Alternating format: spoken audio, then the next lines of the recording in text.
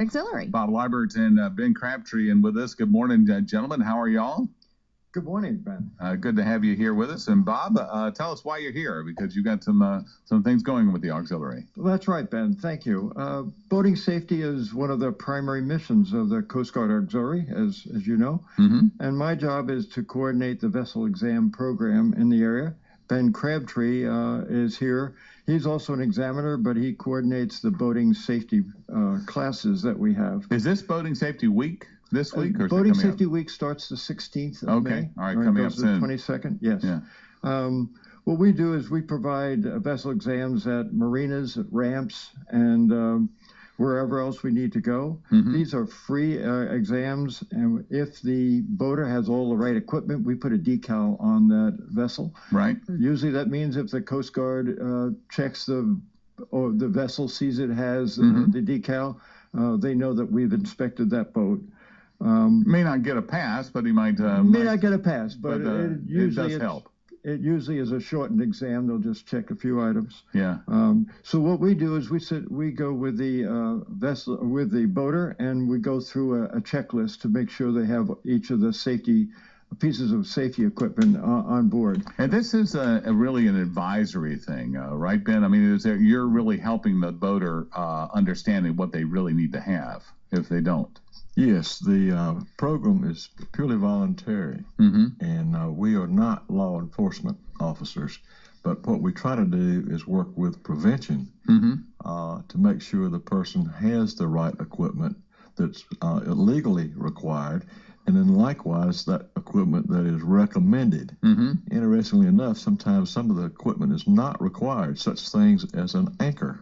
Oh, really? It's not required. The radio. Pretty good idea.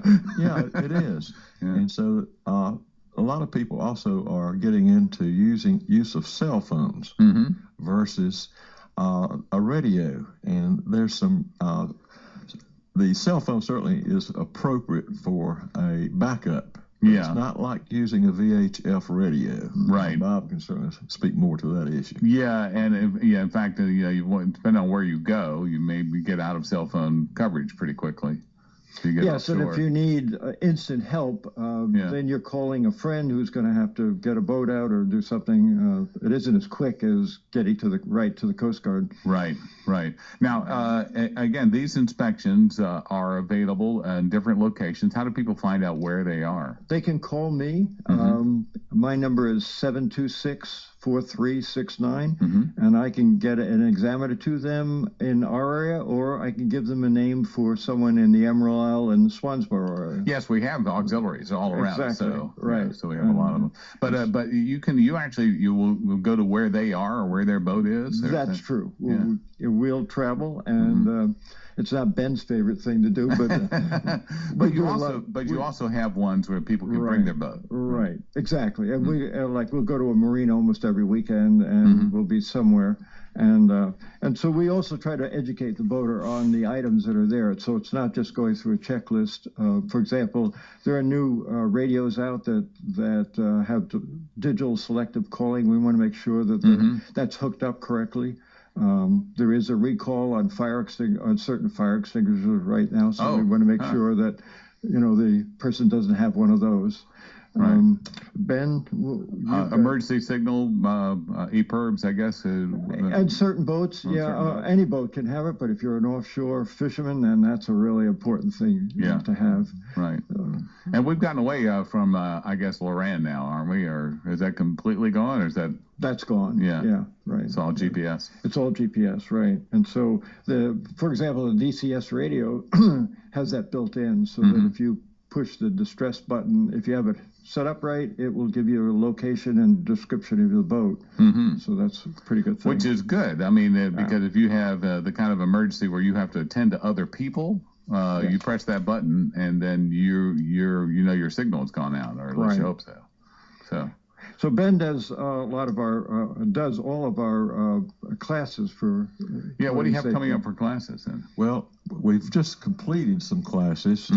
We've come off of working with NOAA over at Beaufort for their small boat operators, and then we ran a 3-day session over at the Boathouse Marina in Beaufort.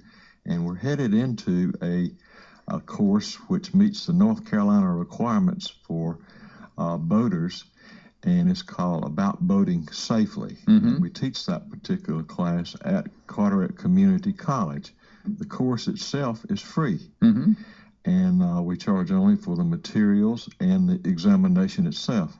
A lot of people are not aware that the state of North Carolina has a boating safety course requirement, and and some of that has changed in the last couple of years in terms of age of people that have to take it. It originally was set up for any boat operator under the age of 26 was required to take an approved boating safety class and pass an examination. They've just upped it 1 year. And so now it's anyone under age 27, and they'll gradually work their way up. Oh, really? Yes. Okay. And that's, I think, a very positive feature. It's kind of like you could parallel it to a driving.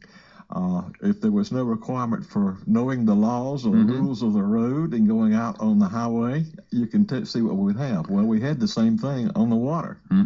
So the 26-year-old last year thought, well, he might just skate by. I just have to wait for a little while, and I won't have to take the course. Now it's going to grow.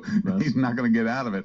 That's correct. And it's so much safer for people. When you're meeting a boat, you hopefully that person knows which way to pass, or crossing situations, and so it's worth the time. Yeah, and all you got to do is spend a little time out in Beaufort Inlet and just realize how many don't know that. Especially on places like Beaufort Inlet, and where it's rough. Mentioned, we've got over 15,000 boats registered in Carteret County, and that does not include those boats that are trailered in on the weekend. Bet. You hit Memorial Day weekend.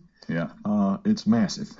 All right. Well, anyway, so if people want to get in touch with the Coast Guard Auxiliary near them, how do they find that out? I think they can go online to this. They can. Matter of fact, we're at almost every marina, every store that has any fishing equipment. My name would be there. It's 726-4369. And we have that number here too. And you have that. And Ben, your number is?